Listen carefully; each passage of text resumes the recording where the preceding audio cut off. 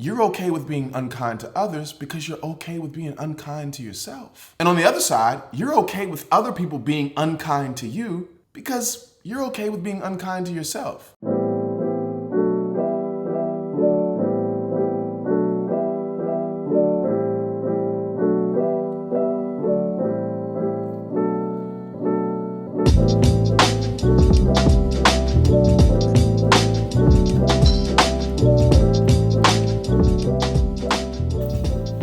Yo, what's going on, family? That's me trying to be fake excited because my coffee is definitely not hit yet. Currently sipping on some Honduran beans. Got some notes of strawberry, pear, and mango. Portrait coffee here in Atlanta, Georgia. ATL, Georgia, what do we do for you?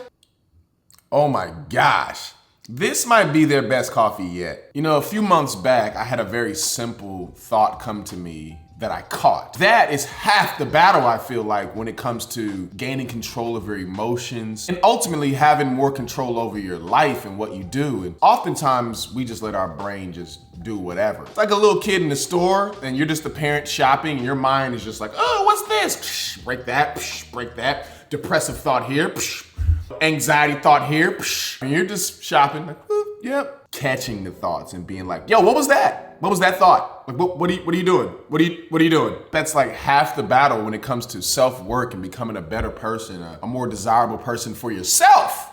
Before we even talk about being desirable for other people, like just desiring to be around yourself is just working on catching your thoughts. But yeah, back to the thought. The thought I had was very simple. I was on the highway driving and I missed my exit. The first thing I say to myself is, idiot. Leading up to that moment for a few weeks, I had really been focused on being more aware of my thoughts and being gracious and gentle with myself. And it showed me that in the simplest moment, something as small as missing an exit somehow warranted me calling myself an idiot, calling myself out of my name, degrading myself, insulting myself. And some of you are like, oh, I do that all the time. Like, it's not that big of a deal. Like, but to put it in context, two different scenarios. One scenario being I'm driving and I have a friend in the passenger seat with me and I miss the exit and they turn to me and say, you idiot. First thing I'm thinking is like, well, yeah, I shouldn't have missed the exit, but I don't think you have to call me an idiot. I think we skipped a few steps here. It's normal. People miss exits all the time. I don't think my intelligence has to be called into question because I missed an exit. I don't want that kind of friend riding with me in the car. All right, flip-flop it now. I'm the one in the passenger seat and someone else is driving and they missed the exit. I'd never call one of my friends an idiot for missing an exit. I just wouldn't do that. I'd just be like, oh, you missed the exit. Yeah, that was it. That was it right there.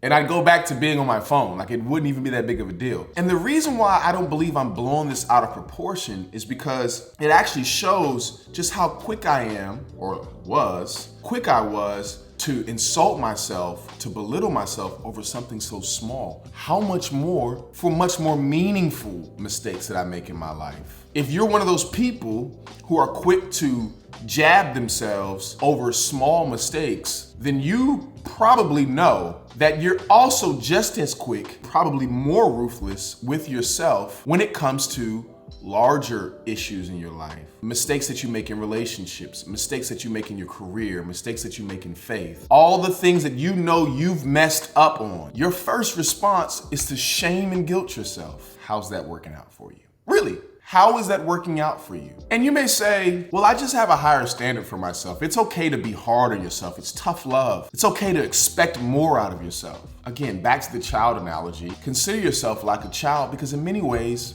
you are. Like in the grand scheme of life, sure, you may be 17 instead of 7, or 27 instead of 7, or 27 instead of 17, or 37, or 47, whatever. In the grand scheme of things, in comparison to how much there is to know about life, you're pretty ignorant, right? Like that's one of the paradoxes, the ironies of life that we learn as we get older. The more we learn, the more we realize, I really don't know a lot. I very much am like a child. I'm a grown man and I still feel like I'm figuring things out. So with that in mind, if you address a child who makes mistakes, as they do often, a child who does things that they're not supposed to do, as they do often? Is it healthy to try to motivate that child by insulting them, by calling them names, by belittling them, by telling them how bad of a person they are, even if they keep making the same mistake over and over again? Is the healthy thing to do, is the right thing to do for that child to tell them that you're just a screw up, man? The other children around them figured it out by now. Why haven't you figured it out by now? We know that's bad. We know that's terrible. Yet we know that we can motivate that child with kindness, with firmness, and still expect a lot out of them, to still have high standards for a child. I have high standards for you, and yet I'm not gonna belittle you. So the whole I got high standards for myself, it's a false dichotomy. You can have high standards for yourself. You can expect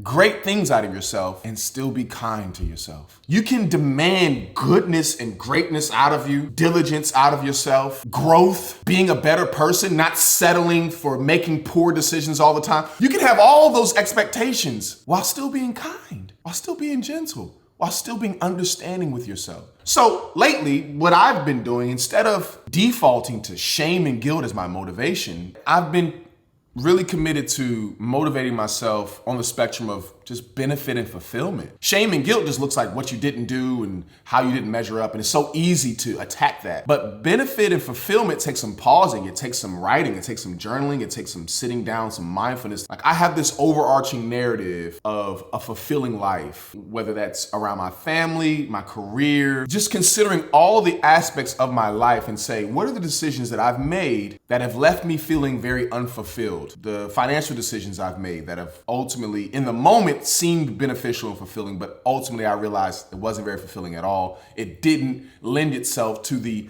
overarching goals and narrative that I want to see for my life. The difference between these two perspectives, one being shame and guilt versus benefit and fulfillment, is now I'm not simply trying to see what I can avoid. Like, I'm not trying to make decisions that say, don't do this so you can therefore avoid shame and guilt, but rather, what are the things I can do? And through that lens, you're able to be more kind to yourself, because you can start to understand, like, man, self, you made decisions that you thought were beneficial and fulfilling because you didn't take time to sit and consider the effects and consequences that they would have. The same way that we would talk to a child. You wanted playtime, and so you acted out in this way, and guess what? You didn't get playtime. Was that beneficial? Was that fulfilling? Did that serve the overall goal you had of having playtime? So what can we do in the future? Same thing with an adult. It's like, okay, you made this financial decision, you made this relationship decision, you made this career decision, you made this sexual decision. It didn't serve the overall goal. We have a particular destination that we're trying to get to, and in trying to get there, we miss exits sometimes. The proper response to missing a life exit is not calling yourself an idiot, is not belittling yourself. And so as you're riding with yourself in this journey of life, you want to be kind to the driver. Be a good friend to yourself. And as we learn to be a better friend to ourselves, we learn how to be a better friend to other people. And we also learn what to expect from friends in return to ourselves. You're okay with being unkind to others because you're okay with being unkind to yourself. And on the other side, you're okay with other people being unkind to you because you're okay with being unkind to yourself. When you start to have a different type of standard for yourself and the way that you treat yourself, the work is so rewarding that when you're kind to yourself, you're okay with being around yourself more, because who doesn't like being around kind people? Imagine that you can be around that kind of person all the time. Why? Because that person can be you.